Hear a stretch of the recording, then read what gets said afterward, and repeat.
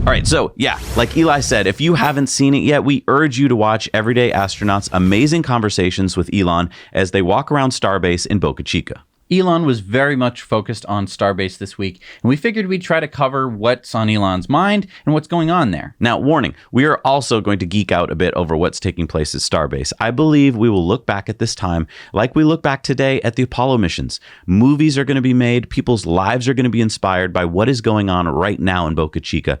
It is truly astounding the progress that SpaceX is making. So let's check it out. Elon tweeted, Starbase is moving at warp 9. Tesla Owners Online said, Elon, how much does that part of the launch table weigh? Elon said 370 tons. And so what is that they're building there? What is that? So that is the launch stand that they're going to stack Super Heavy and Starship on top of. Wow. As we learned from Tim Dodd's interview with Elon, Elon has a 5-step process to manufacturing something. Number 1, make the requirements less dumb. Number 2, delete parts or processes whenever possible. Number 3, simplify and optimize the design only after you have done number 1 and number 2. Number 4, accelerate the cycle time, again, only after 1, 2, and 3. And lastly, number 5, automate. This is something that should probably be going into like engineering textbooks. Oh my God. It should be plastered at, like, as you enter every engineering school in every classroom. Right. I mean, there's a lot of nuance to this, which is why it took Elon about half an hour to go through all the 5 points. But they're really important points when you're talking about engineering. And I think that every engineer on Earth could learn something about it. And he gave great examples of how he learned this the hard way. Right. And he has learned this the hard way multiple times. And he even admits that he thinks that he's always not doing it properly. Right. It's a very hard process. It doesn't make as much logical sense as you would imagine when you're in the thick of it. Right. Yeah, because you automatically think that whatever you're doing is the right thing. In fact, let's take this example here, the grid fins. On the Falcon 9, the grid fins fold. And so you would think, of course, the Starship will do that again. And on Twitter, Eric X says, looks like non-folding grid fins on BN4. Guessing this is the case for best part is no part. Is this accurate, Elon? And Elon said, yes. So what's he talking about? So the grid fins aren't going to fold up. No, I'm sorry. This goes up into space, and so they have to fold out of the way. Apparently, they're not going to. Elon was like, yeah, folding them requires the most parts, and it turns out they don't think they actually need to have them do that. And so he's going back to his own principles of question everything. Do they need to fold? Why do they need to fold? Right. And the interesting part here is instead of taking like 4 years in simulations, he's just going to try it. If it doesn't work, he'll change it. Right. I think that a lot of people think that this is like a Kerbal Space Program kind of approach, and it kind of is, and it's kind of a good approach. I mean, if you've got the time and if you've got the engineering resources and you could build rockets this fast, why not? Yeah. Eric X went on to say, any payload for the orbital attempt? Elon said a wheel of cheese.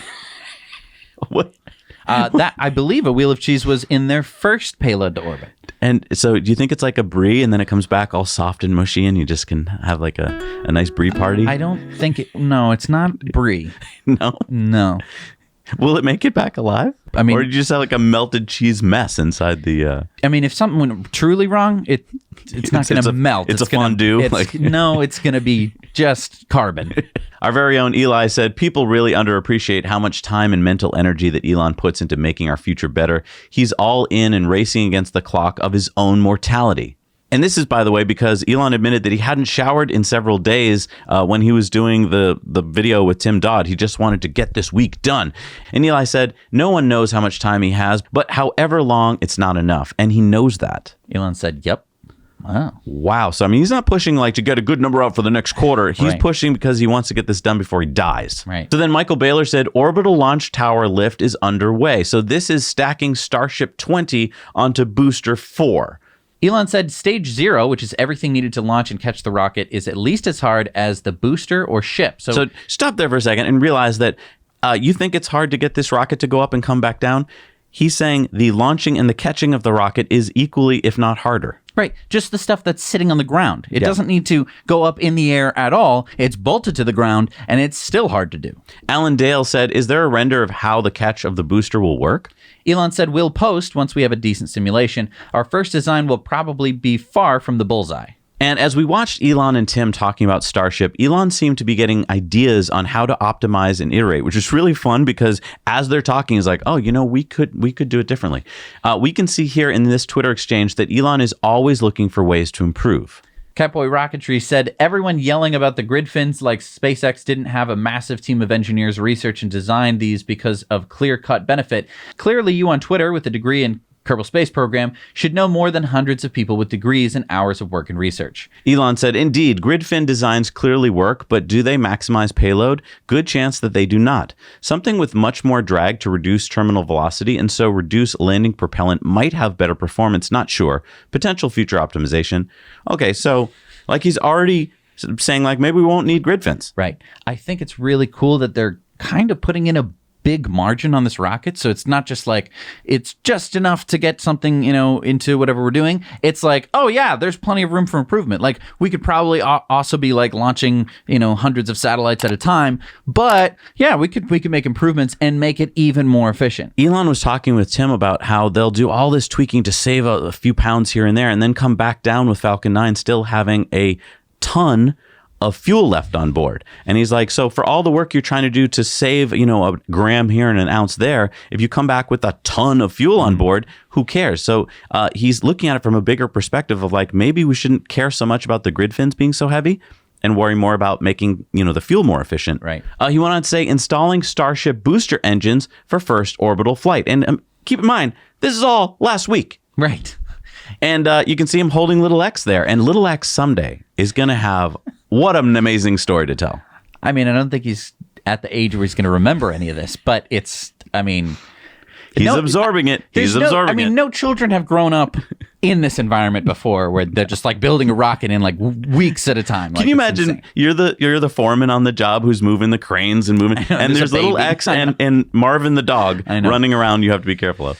Elon tweeted this out, Raptors on Super Heavy. Wow.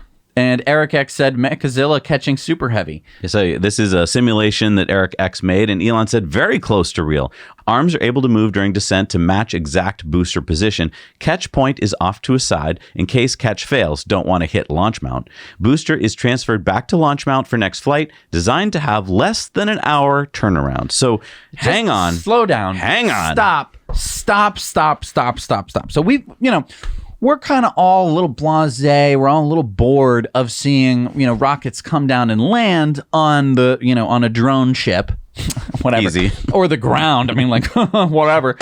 So what SpaceX wants to do is take Super Heavy, a huge, massive rocket, bring it down, and not just land it. They want to catch it with a tower, and then turn it around so it's ready to go again in an hour. And this is why when we say that you're going to be taking transcontinental flights on rockets and you're like, but how's that possible? He's figuring it out right as we speak. Everyday Astronaut went on to say, I love that you called them chopstick catching arms in the interview. This will be the craziest thing to ever see. Elon said, we stole the idea from Karate Kid. Elon said, Super Heavy booster moving to orbital launch mount. And again, this is all happening in the same week last week. Viv said, might be a silly question, but why are the grid fins not evenly spaced out as they are on Falcon 9? Elon said, pitch control requires more force than yaw and much more force than roll. Also, grid fins closer to or in the wake of the booster are less effective. However, pretty good aero control can technically be achieved with only 2 grid fins with some effect on accuracy. Like he's already trying to get rid of a grid fin. Right.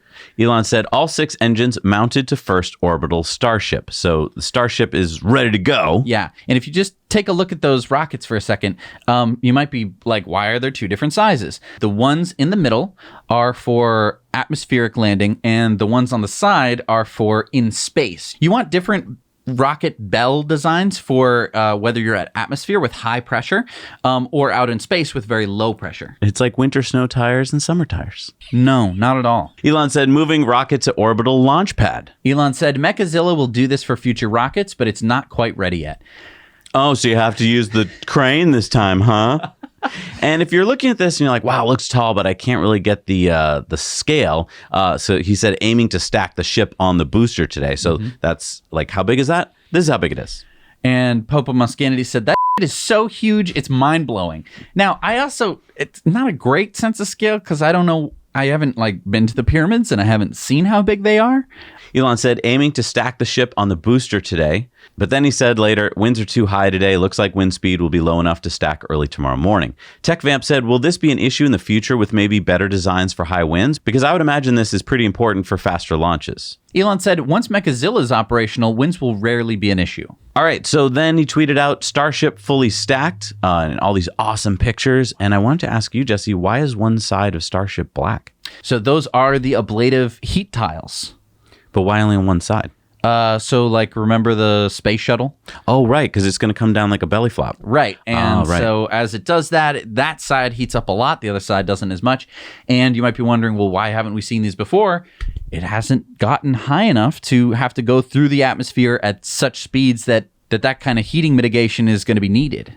And let's remember, this is a team effort. Elon said, an honor to work with such a great team. Michael Sheet said, how did it feel to see it fully stacked? Elon said, dream come true. So this picture was tweeted out of to scale all of these different rockets, and Starship by far the tallest. Now at the bottom you could see the max payload, Earth to orbit. Elon kind of tweeted about this. He said, over time we might get orbital payload up to 150 tons with full reusability. And then he said, if Starship then launched as an expendable, payload would be around 250 tons. What isn't obvious from this chart is that Starship in Super Heavy is much denser than Saturn V. So, so expendable? Right. So, I mean, the Saturn V, when it went up and, shot the Apollo astronauts to the moon, they didn't get any of it back. Oh, right, It didn't come back and land, and they weren't able to reuse it for, Apollo 12. I see. So he's saying this isn't a fair comparison because if you shot Starship up and you didn't care about getting it back, you could put much more payload in space. Because you don't have to then turn it around, slow it down, bring it back, land it, any of that stuff. You just go, send it, That would be all you'd do. And Elon tweeted out, here's a picture minus the lifts. So we're seeing just kind of the stack there, which is amazing. We're not seeing the Godzilla arms. And then Elon tweeted out this black and white photo of Starship coupling with Super Heavy booster. And it reminds me of this famous photo of the lunch atop a skyscraper. And Elon agreed. John Carmack said, has the feel of the old buildings, skyscraper photos. And Elon said, always loved those Empire State photos with people eating lunch out on the beam. And this might become the classic picture of our day. That'd be really nice. I mean, because like everyone in the world has seen that photo of the guys out there having lunch. And I feel like in the future, this might just be one of those photos that everyone's like, oh yeah, I remember when they first mounted Super Heavy to the booster. Yeah. Like that's going to be a defining moment, I think, in human history. Yeah. Are they going to have lunch like out on the grid fins? They should recreate the picture sitting on the grid fins. I'm just saying, I know that'd be dangerous, but it would be really cool. Hey everybody, thanks so much for watching Now You Know Clips. You can watch full episodes of Tesla Time News on Mondays and in-depths on Fridays. Just click the link down below to head over to the Now You Know channel.